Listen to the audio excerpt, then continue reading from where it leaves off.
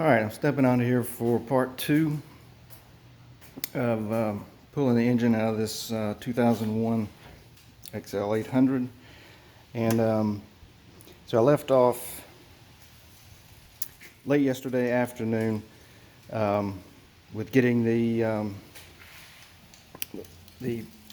pipe, and I think I stopped there. I know where I left off was talking about I had to take the oil pump off. I was debating on whether to remove the carburetors, which you can see that I did. And anyway, so I'll catch you up what I did off camera. I did a few things, and I'm going to show you what I did and where I spent the most time and where it all came about. I didn't film was I disconnected the oil pump here. You can see that down there. So I disconnected it and got everything done except for the stator. I couldn't understand the wiring there, how to disconnect, or even I could disconnect. So I ended up pulling the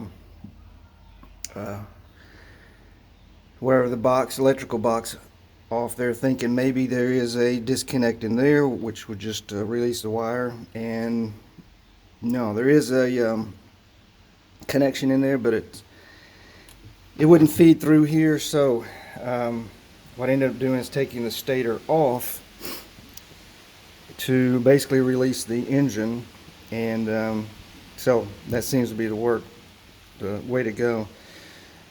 But I was also happy that when I took the stator off, as you can see, it's pretty clean. So that means the front oil seal, to me, is still doing well, even though I'm going to go ahead and replace it.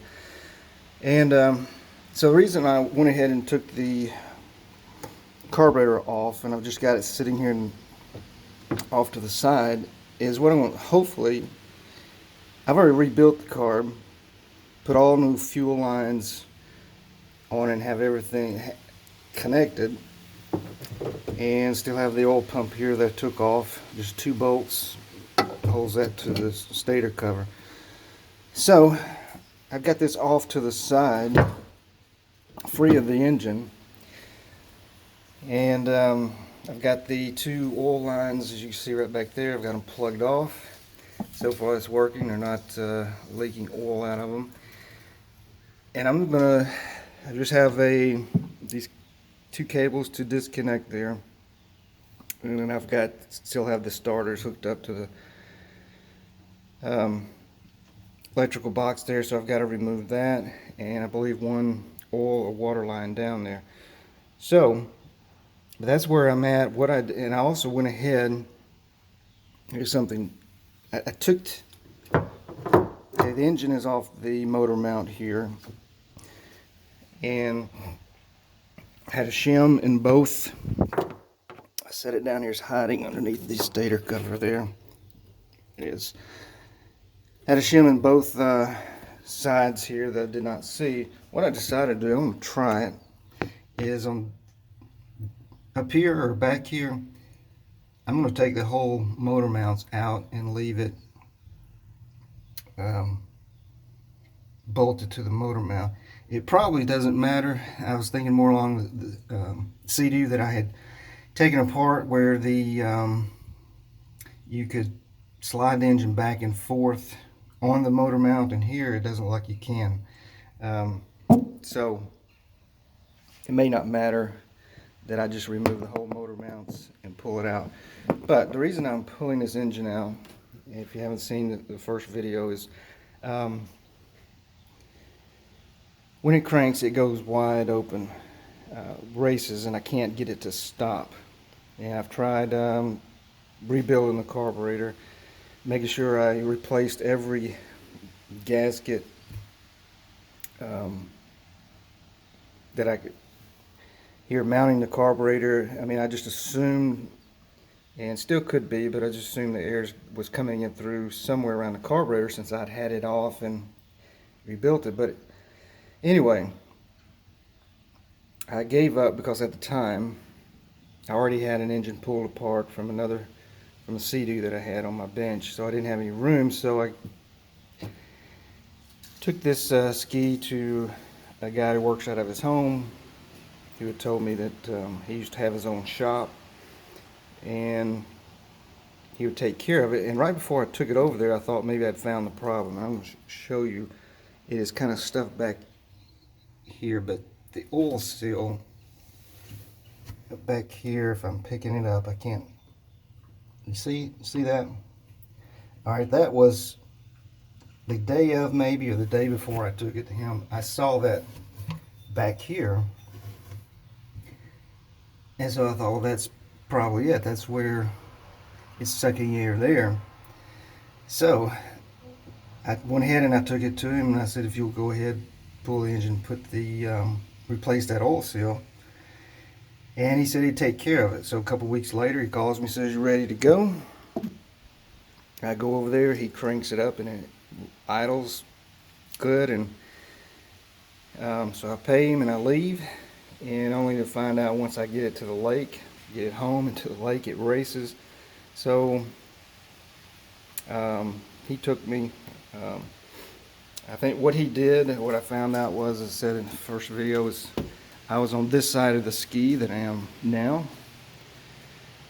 He was on the other side, so I found out I could make it idle good if I play with the choke. So if I run it and I just leave the choke half up, that it seems to run fine. As soon as I shut it off, it just goes wide open. And I believe that's what he did. And of course, the shroud over the shaft there. So when that started back, I pulled that off, and I could see just what he had done with the oil seal. He just poked it in from the outside. And when I texted him, talked to him about that, he assured me that's the way it goes. I know that's not the way it goes. So anyways, it's too cold now to get them back out on the lake, and I'd only run this really one time anyway because I was afraid I was going to scorch this piston, suck in the air there. So so now that's where I'm at. Just get these cables, the last hoses undone, and I'm going to pull this thing out and replace the oil seals. Like I said, the stator looks really good, clean, but I'm going to go ahead and replace the oil seals while I'm going to tear this thing apart. And I'll see whether or not I'm going to, in the first video, I was really pleased. I bought this thing, wasn't running when I bought it, so just to back up for a minute. And the guy I bought it from took it in on a trade. Actually, he took 2 skis in on a trade. Ended up he didn't have time for it, so he was selling it. And so he didn't have any history on it. And so I was pleased when I got it running. Got it to where it would turn over, where I could check the compression. I had really good compression, 140 in both cylinders. So really pleased with that. So I'll probably end up pulling that off and just to double check while I have it on the bench. But anyway, that's where I'm at, and about to get started. What I think I'm going to try to do is lean the engine here so I can get to the starter from the other side, unbolt the cables, and see if I can get to that one. I can't tell if it's just the water line oil back there to see. I've never had this engine out, so obviously I don't know what's hooked up on the bottom of it. And I believe that's it, other than these 2 cables there, and I'll be ready to pull this out. So my hope is, though, I think I'm going to pull the engine out, just leave the carburetor, stator, pump, leave this all connected and not mess with that, and get this out on the bench and pull it apart, and in the end set it back down here and line it up and get it going. So that's what I'm going to work on now. And all right, a little change of it's just for a minute, get everything ready. Plans, So I'm going to keep the video going from this point on, but well, I'll go around here and I'll show you.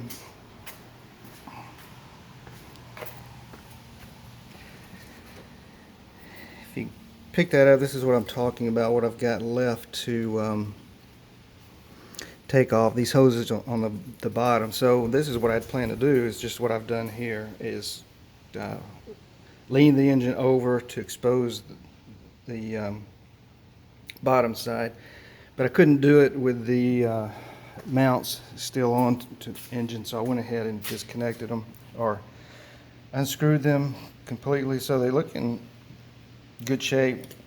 So each of them had a washer and a shim on it, so that gave me enough room to be able to turn the engine on its side like I did, and it could probably go a little more. And I may do that, maybe try a piece of wood or something to keep this jacked up. And so that's what I'm going to do. Take off these, got the starter to unhook, and to tell you the truth, I do not know what is that. Oh, okay. That's the ground wire. I just had to followed it through the back of to the ski, and see that it came out there. So, and anyway, so I'll undo those 2 lines there that split, and this thing will be ready to come out. And so I just moved everything out of the way. The carburetor, stator, and like I said, I'm going to try to plan to leave those in. I may put some garbage bags or something over just to cover it, keep anything from getting down into the carburetors. So let me, I guess I'll mount you on the camera stand, and I guess from the other side, and then we'll go from there.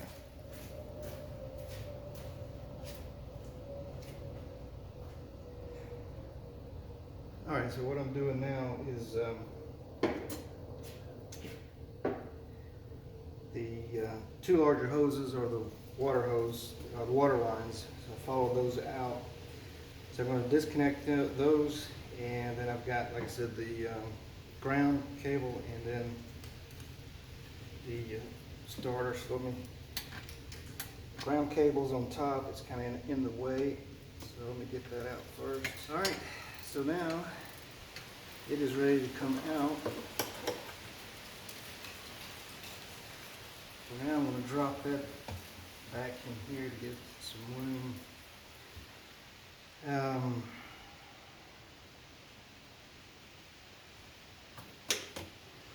Just trying to think, do I want to get up here and straddle it? Give me a couple pieces of wood up here to brace it. I think that's what I'll do. Let's see. Yep, let's try that.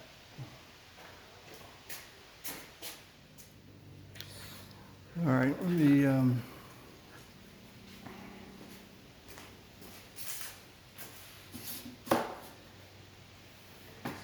makes me a little nervous here.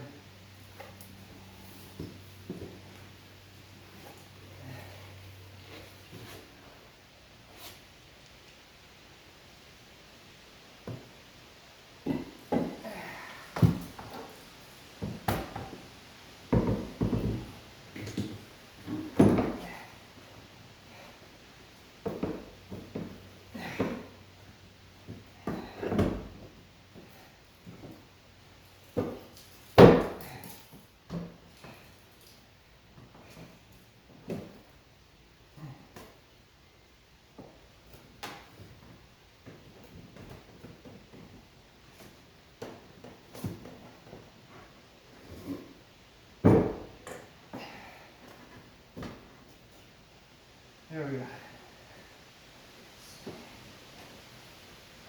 Okay, I'll show you the nasty hole. It's got to be cleaned out.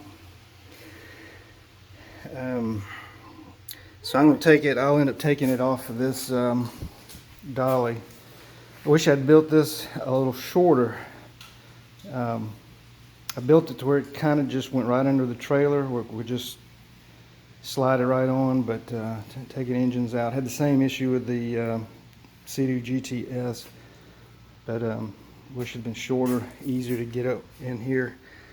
But I'm going to put it back on the trailer and give this thing a bath. And I think what I'm going to do also is remove the fuel tank. It had about 1/3 of a tank when I bought it, and so I filled it up with 93 octane before I took it to the lake, and seemed to run okay. The last time it was licensed was 17, so that could have been 2014 the last time I was out. But anyway, so I may end up having to take these out. I just didn't want to remove all the cables and so forth, and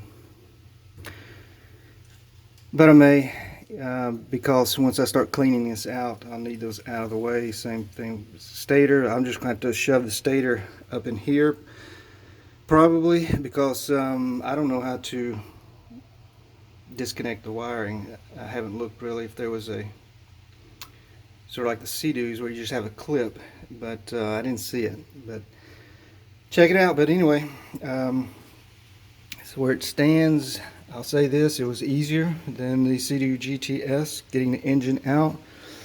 As far as getting it disconnected, now I went real slow because I haven't done it before, and but this is really not an issue. But anyway, so what I did, there's the cart that I set it on and wheeled it up over here to the bench. I had to come back and get a piece of wood to put under, give it a little stability. So we'll see. I don't know what my main goal right now is, like I said, is to get the bottom of the engine off. You gotta take obviously this coupler off, PTO, whatever you call it. Here's the better idea of the oil seal. If I can get, come on out.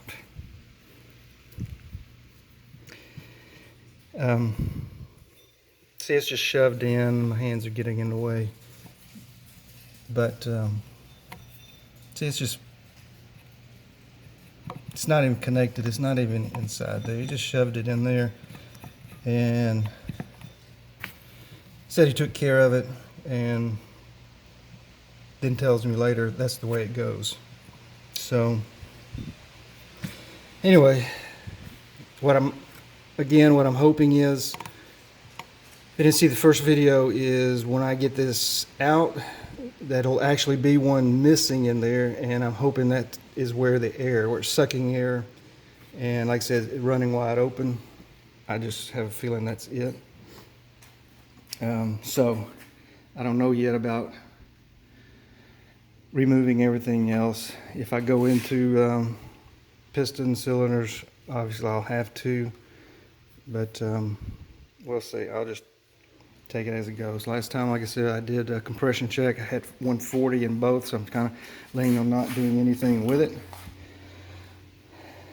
I'll work on this. One thing I didn't mention: if you take an engine apart, make sure there's a spring, and that spring is in the stator housing, still in the ski.